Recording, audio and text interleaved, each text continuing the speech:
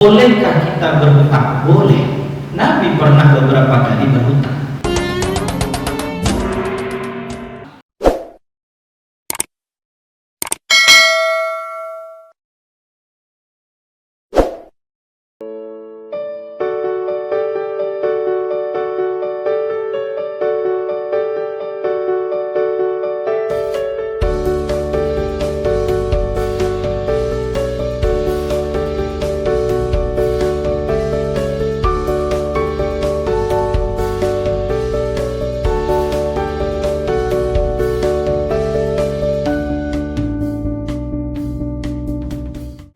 Bismillahirrahmanirrahim. Assalamualaikum warahmatullahi wabarakatuh. Innal hamdalillah nahmaduhu wa nasta'inuhu wa nastaghfiruh wa na'udzu billahi min shururi anfusina wa sayyiati a'malina. May yahdihillahu fala mudilla lahu wa may yudlil fala hadiya lahu. Asyhadu an la ilaha illallah wahdahu la syarika lahu asyhadu anna Muhammadan abduhu wa rasuluh sallallahu alaihi wasallam la nabiyya ba'da. Pertama, mari kita bersyukur pada Allah Subhanahu wa taala. Alhamdulillah, semenjak tadi sebelum subuh kita sudah hadir untuk melaksanakan ibadah kita kepada Allah. Mudah-mudahan Bapak dan Ibu, seluruh amal ibadah yang kita lakukan kiranya akan diterima dan diberikan balasan terbaik di hadapan Allah Subhanahu wa taala. Amin ya rabbal alamin. Salawat dan salam kita doakan kepada Allah semoga senantiasa disampaikan buat junjungan kita, tauladan hidup kita, yakni baginda Rasulullah Muhammad sallallahu alaihi wasallam. Allahumma shalli ala Muhammad wa ala ali Muhammad. Bapak Ibu yang dimuliakan Allah, pengajian kita pada pagi kini sebenarnya berkaitan dengan hutang piutang. Judulnya adalah adab hutang piutang. Sebagai manusia Bapak Ibu, tentu dua hal ini sesuatu yang amat akrab dalam hidup kita. Oh, tidak pernah mana kita berhutang Ustaz? Alhamdulillah, minimal berpiutang. Kalaupun kita tidak pernah berpiutang, mungkin dalam kategori orang yang berhutang. Bakok peranubana kita sampaikan ini Bapak dan Ibu, karena urusan hutang piutang kalau tidak selesai di kita di dunia akan kita pertanggungjawabkan sampai nanti ke akhirat. Bahkan Nabi dalam satu kesempatan Nabi pernah didatangi oleh para sahabat sambil membawa keranda, membawa jenazah. Lalu mereka minta kepada Nabi agar Nabi berkenan menjadi imam salat jenazah. Lalu ketika itu ditanya oleh Nabi, apakah almarhum ini ataukah apakah si fulan ini meninggalkan hutang? Lalu kata sahabat, ada ya Rasulullah. Berapa hutangnya? Sekian ya Rasulullah. Lalu ditanya lagi oleh Nabi, adakah dia meninggalkan warisan sehingga dengan warisan itu bisa dibayarkan hutangnya? Lalu kata sahabat, tak ada ya Rasulullah. Kata Nabi, kalian sholatkan saja. Nabi enggan menyolatkan seseorang meninggal dalam keadaan berhutang. Bapak Ibu, tak lama setelah itu datang sahabat namanya Abu Qatadah. Kata beliau, ya Rasulullah, memang si fulan ini punya hutang sekian banyak ya Rasulullah. Saya yang jaminkan akan bayarkan hutangnya. Lalu Bapak Ibu, setelah ada yang menjaminkan hutang si fulan tadi, barulah Nabi mau menjadi imam sholat jenazah. Nah, Bapak dan Ibu, tentu ini menjadi pelajaran untuk kita. Jangan mudah saja membuat hutang. Ataupun sebaliknya, kalau kita dalam posisi orang yang berpiutang, maka harus ada ketentuan-ketentuan yang bisa kita pedomani. Sebab begini Bapak Ibu, kalau urusan kita dengan Allah, nanti Allah akan membalas secara sempurna itu di akhirat. Alun-alun kadang-kadang di awal ada orang yang tidak mau sholat, lalu Allah beran langsung nyutangani orang itu tidak ada. Bapak Ibu, tapi kalau urusan dengan manusia, salah kecil kita boleh soal uang. Pitihku kan sensitif, nyo tidak bakal perhatian, itu kan betul. Kalaupun antara orang tua dengan anak misalkan, ataupun antara mertua dengan menantu, tetangga kanan kiri, kalau urusan uang ini sesuatu yang amat penting. Walaupun uang ini Bapak Ibu tidak akan kita bawa pulau mati. Nah, tetapi ini perlu kita pedomani. Oleh karena itu Bapak dan Ibu, dalam urusan hutang piutang itu ada beberapa hal yang perlu sekali kita perhatikan. Nah, pertama Bapak Ibu, bolehkah kita berhutang? Boleh. Nabi pernah beberapa kali berhutang. Kemudian yang kedua Bapak Ibu, bagi orang yang berpiutang atau menagih pinjaman kepada orang lain, maka Allah akan menjadikan itu seperti kebaikan infak sedekah. Di selama ada hutang yang belum dibayar kepada kita, selama itu Allah akan menggantinya dengan nilai pahala. Jadi kadang keutamaannya Bapak dan Ibu, apalagi kalau kita ikhlaskan. Kalau kita ikhlaskan di dunia, Allah lipat gandakan nilai pahalanya. Tapi kalau nanti saja oleh Ustaz tidak bisa di dunia kita ikhlaskan, di akhirat Allah akan bayar dengan pahala ataupun dengan mengurangi dosa kita sesuai dengan jumlah piutang yang pernah kita berikan. Ya tidak berlipat lagi, tapi kalau di dunia Allah lipat gandakan nilai pahalanya. Bapak Ibu, ada 3 macam hutang. Nah, pertama hutang dalam bentuk materi. Pitih nan babilang, ameh nan bamuka, sawah nan sabidang. Dalam urusan materi ini salah satu bentuk hutang piutang. Nah, kedua Bapak dan Ibu, ada hutang dalam bentuk ibadah. Pernah juga pada masa Nabi, seseorang bertanya kepada Nabi, ya Rasulullah, ibundaku sudah meninggal, tapi sebelum meninggal beliau meninggalkan hutang puasa Ramadan, maksudnya sebagai kewajiban. Lalu sahabat tadi bertanya, apakah puasa ini harus aku bayarkan ya Rasulullah? Lalu Nabi bertanya lagi, kalau ibumu meninggalkan hutang uang, lalu engkau bayarkan hutangnya itu, apakah dia lunas? Kata sahabat tadi, lunas ya Rasulullah. Kalau begitu kata Nabi, berpuasalah untuk ibu. Makanya inilah salah satu dasar Bapak Ibu, bahwa boleh orang yang meninggal itu ikut sebagai peserta kurban. Kalau pernah dia berwasiat, kalau pernah dia berpesan, kalau pernah dia berniat dan itu disampaikan kepada keluarga, mungkin saat dia hidup belum mampu dia beribadah, tapi ketika sudah meninggal, ahli waris boleh menjadikan dan meniatkan ibadah orang tuanya sebagai bentuk ibadah yang dilakukan semasa beliau sudah meninggal. Nah, Bapak Ibu kaum muslimin, jadi hutang ibadah ini juga perlu kita perhatikan. Nah, kemudian yang ketiga, hutang janji. Banyak macamnya Bapak Ibu, termasuk umpamanya tadi sudah dikukuhkan ke pengurusan masjid, sudah diikrarkan, sudah dituntun kita untuk berikrar untuk melaksanakan amanah sebagai pengurus, mengemban amanah sebagai pengurus majelis taklim, pengurus masjid. Bapak Ibu, janji kata Nabi adalah hutang. Al-wa'du dainan. Oleh karena itu, kalau sudah kita berjanji, maka maksimalkan usaha kita untuk menepati janji. Sebab bisa jadi Bapak Ibu, kalau tidak kita tepati janji dalam kehidupan dunia, ini akan menjadi beban dan nanti akan kita pertanggungjawabkan di akhirat. Nah, ini diantara bentuk hutang. Lalu Bapak Ibu, bagaimana caranya yang dituntunkan dalam Islam dalam berhutang piutang? Pertama Bapak Ibu, setiap hutang piutang itu kata Allah mesti dicatat. Dalam Al-Quran surah Al-Baqarah 282 disebutkan oleh Allah Subhanahu wa taala, A'udzu billahi minasyaitonir rajim. Bismillahirrahmanirrahim. Ya ayyuhalladzina amanu idza tadayantum bidainin ila ajalin musamma faktubuhu. Wahai orang-orang yang beriman, bila kamu berhutang piutang untuk waktu yang ditentukan, hendaklah hutang piutang itu engkau catat.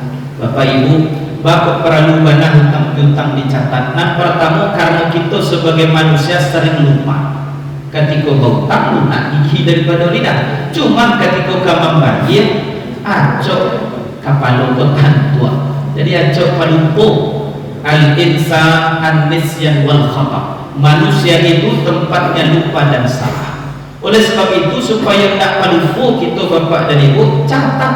Baik kita sebagai orang yang berhutang ataupun orang yang memberikan piutang. Nah, Bapak Ibu kaum muslimin, lah dicatat mana Ustaz? Enggak jo takana lagi saking banyaknya catatan piutang mah, enggak jo takana di mana belah letak catatannya.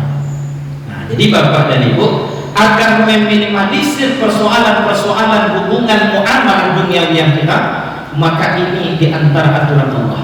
Utang piutang itu harus kita catat. Bapak Ibu, kok buruk disambut, kok singke umur di badan, ternyata hutang ada, piutang ada, lalu kita meninggal. Andaikan hutang piutang itu ada catatannya, ini salah satu bukti yang akan memudahkan ahli waris untuk menyelesaikan hutang piutang. Tapi kalau tidak ada, datang jemaah al-maghfirah ke rumah setelah bapak pergi meninggalkan keluarga tercinta, menghadap kehadiran Allah Subhanahu wa Ta'ala. Dah tu datang pula orang menyambut, ketika bapak masih hidup ada hutangnya 10 juta. Kok laibana Bapak Ibu nio kita membayarkan ataupun mampu kita membayarkan, tapi ketika ditanya di mana catatannya Pak, ada buktinya? Indah. Kalaupun mampu kita membayar Bapak Ibu, berat rasanya kalau tidak diiringi dengan bukti. Oleh karena itu, supaya tidak ada sakwa-sangka, tidak ada sumuzon di antara kita, tidak ada perpecahan, tidak ada pertikaian disebabkan hutang piutang.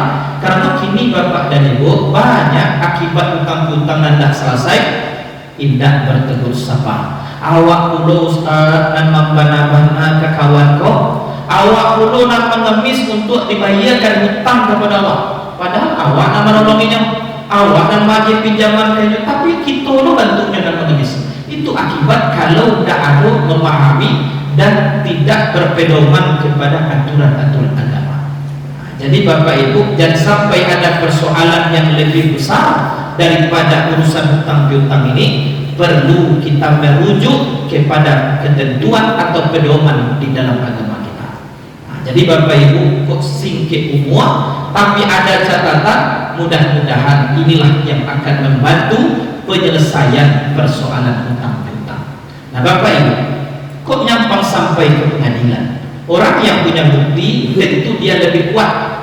Kok sampai ke meja hijau, di sidang segala macam, dengan adanya catatan, dengan adanya bukti perjanjian, ada tulisannya atau ada bukti tertulisnya, mudah-mudahan akan menguatkan dan memudahkan penyelesaian hutang piutang.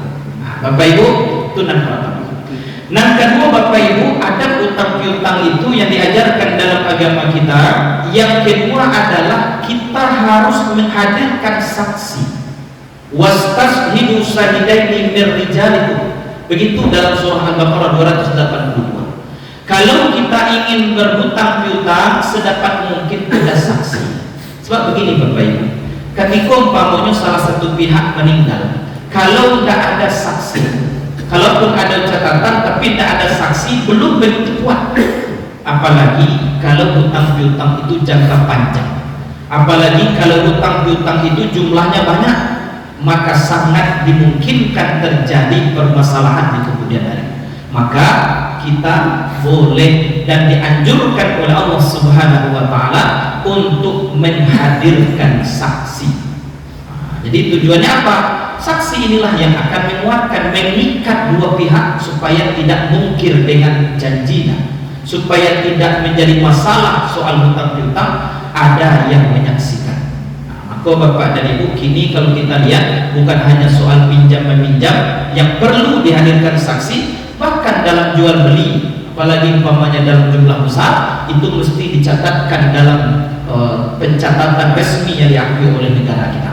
Tujuannya apa? Supaya mereka barang walaupunlah dijual dan diakui pula itu barangnya kalau tidak ada bukti. Nah, jadi Bapak Ibu, tunangkan. Nan ketiga Bapak dan Ibu, kita pasingkit kaji pada pagi ini. Nan ketiga, ada hutang piutang itu indah boleh memberikan piutang dengan maksud mendapat keuntungan. Ini Bapak dan Ibu, kata Nabi dalam hadis, kullu qardin jarran manfaatan fahuwa riba. Segala sesuatu pinjaman kalau mendatangkan keuntungan bagi si peminjam, maka dia menjadi riba. Karena itu ini salah satu bentuk ta'awun kadang tidak bisa wak beragia. Dengan meminjamkan, melapangkan urusan orang lain. Jadi bapak dan ibu, kalau kita berjual beli, boleh kita ambil untung. Allah menyebutkan dalam Al-Quran, wa ahallallahu al-bay'a wa harrama riba. Di Bali aja ko di kota tangga di lubuk buaya ko lubuk intan ko 5.000 saboto. Wa bawa kawan kawai umpama. Tiba di sini wa jual 50.000. Apa 55.000 halal. Kalau akadnya jual beli, orang menggali tak kabar untung, antum tuh silakan deh. Nah, bapak dan ibu, dalam jual beli boleh kita ambil untung selama itu memungkinkan dan tidak ada tipu menipu, tidak ada paksa memaksa, semua pihak merasa rela dengan jual beli tadi, tidak ada masalah. Tapi kalau soal pinjam meminjam, idealnya bapak ibu dipinjam aja sebutuh, dibalikan aja sebutuh. Hanya tidak boleh. Tetapi begini, ada dua hal yang perlu diperhatikan sehingga dia menjadi riba. Apabila kita memberikan sesuatu lebih, dia akan menjadi riba. Pertama, apabila di awal pinjam meminjam ditetapkan harus ada kelebihan. Jadi ketika uang meminjam, pinjam nanti 1 juta, di bulan besok balikan 1 juta 100 itu menjadi riba. Bapak Ibu, nan kedua, kalau tadi ditetapkan, nan kedua disepakati di awal oleh kedua belah pihak. Dewa para lu anak orang kena pulau lagi disepakati sekian kelebihan yang harus dikembalikan, maka disepakati atau ditetapkan di awal perjanjian hutang piutang dia akan menjadi riba. Tapi bapak dan ibu, andaikan di akhir ketika membayar lunas hutang bawaan buah mangga gak 1 kilo, di bawaan oto gak cie, tidak padahal di awal tidak ada perjanjian. Ni elok kita saja orang membawa oto kopak, ya gitu je. Tidak ada bapak ibu. Bahkan Nabi mengatakan sebaik-baik orang yang berhutang adalah mereka yang baik dalam pengembalian. Tapi kalau ada iming-iming di awal, lah ada sinyal-sinyal tanahlah. Ya bahasa hutang kok inilah dihaluskan pak. Pakai sebentar. Istilah memakai kok sebenarnya meminjam. Ya, pakai dulu tak sebulan kok. Besok ada lah. Ujungnya atau adalah buahnya bunga segala macam, dia menjadi riba. Bapak ibu kaum muslimin jemaah rahimakumullah, nak sampai jangan mencampurkan jual beli dengan pinjam meminjam. Kalau bercampur jual beli dengan pinjam meminjam, kemungkinan riba ada. Inilah bapak ibu, kalau kita ingin berjual beli halal, ya. Tapi kalaulah bercampur jual beli dengan pinjam meminjam, maka bila pinjam meminjam itu mendatangkan kelebihan, maka dia menjadi riba. Mohon maaf bapak ibu, kita beli satu rumah, kalau nanti dulu lah sudah kita niatkan besok tak kita pilih jalan lagi seperti itu, kemudian minta ampun kita kepada Allah. Yakinlah bapak ibu, seberapapun besarnya dosa riba, kalau betul minta ampun kita kepada Allah, ampunan Allah kata Nabi lebih luas daripada langit dan bumi, lebih besar dari dosa yang paling besar. Oleh karena itu, yang kita pikirkan ke depan lagi, yang sudah berlalu tentu kita segerakan mohon ampun kepada Allah. Dulu ketika beli rumah, sekian harganya, piti tidak cukup sayu pulau yang ada DP. Lalu oleh pihak developer bekerjasama dengan pihak ketiga. Akad kita dengan pihak developer kalau itu jual beli, itu kan dipakai sekarang dalam sistem perbankan syariah. Datang ibu ke bank syariah, dan maka tuju di ibu rumahnya itu Ustaz, syarat 1 miliar harganya. Lalu kata orang bank, kami beli untuk ibu, tapi nanti kami jual 101 miliar 500 juta, 1,5 miliar misalkan. 6.500 kalau akadnya jual beli tidak menjadi riba. Tapi kalau misalkan rumah itu dibuat oleh developer, dibangun oleh satu perusahaan, kita kemudian beli, tapi kemudian ada pihak ketiga. Kalau akad kita dengan pihak ketiga itu adalah ya talangan lah namanya, pinjam meminjam lah namanya, pembiayaan lah namanya, kalau lebih dari pokok utang, mohon maaf bapak ibu, dia menjadi riba. Tapi kalau akadnya kita dengan pihak ketiga adalah jual beli, maka jual beli sesuatu yang dihalalkan. Ini bedanya, dia tipisnya bapak ibu, antara orang berzina dengan nikah dan kerajokannya sama. Tapi kenapa dia satu berdosa satu berpahala? Karena akadnya, karena ijab kabulnya. ketika seseorang hubungan suami istri didasarkan dengan ijab qabul, sah menurut agama dan negara, berpahala dia hubungan suami istri. Tapi kenapa yang satu perbuatannya sama lalu menjadi dosa? Karena tidak disertai dengan akad yang benar. Bapak dan ibu kaum muslimin, nan terakhir nan kalimu, kalau kita berhutang, segerakanlah membayar hutang. Nya ketika kamu membayar, ya balik bapak ibu, balik mana? Ketika kamu minjam, ayo kadang-kadang ingin banyak, ya ingin dapat, karena kita dalam kondisi sulit. Nyoba hutang itu boleh, tapi nanda kuliah itu hobi berhutang. Itu bapak ibu. Bapak ibu kaum muslimin, jadi kalau Allah sudah memberikan kelapangan rezeki kepada kita, segerakanlah untuk membayar hutang. Kata Nabi dalam satu hadis, umat ghani zulmun, seseorang yang telah Allah mampukan, Allah berikan kekayaan, tapi tidak menyelesaikan hutang, termasuk orang yang zalim. Nah, bapak dan ibu, mari kita berusaha. Kok dapat ketika wak meninggal nanti, karena kita tidak tahu kapan kematian itu datang. Karena kehidupan dunia amat singkat, antara azan dan sholat. Bahkan dalam Al-Quran diumpamakan satu hari di akhirat sama dengan 1000 tahun dunia. Bapak ibu, kehidupan dunia ini ibaratkan si matupang, siang malam itu hutang kita. Kepatangko bapak ibu, 2 hari kemarin hari Jumat, guru kita, buya kita, 2 orang sekaligus, Ustaz almarhum Haji Edi Santoso, ada Ustaz Asridon, meninggal. Tak disangka-sangka bapak dan ibu. Kadang di dalam kehidupan kita juga begitu. Pagi sehat, masih WA dengan kita, masih telepon-teleponan, masih makan bersama, tapi kematian kan tidak ada yang tahu. Nah, oleh karena itu, selagi kita hidup, rasanya maksimalkanlah untuk menyelesaikan urusan kita dengan sesama manusia, terutama tentang hutang piutang. Jangan sampai bercakap keluarga, jangan sampai tidak bersapaan pula tetangga kiri kanan disebabkan persoalan hutang piutang. Kalau dapat bapak ibu, selesaikanlah segera hutang piutang kita.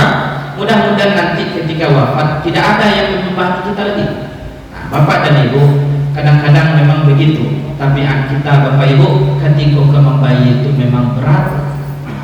Setiap ditagihnya merah, matonya gadang, ya calian pangkalangannya kawangan. Sudah itu ketika ditanya tidak memiliki taruh, tapi ganti HP, ganti baju, beli baju baru, beli perhiasan baru tiap bulan.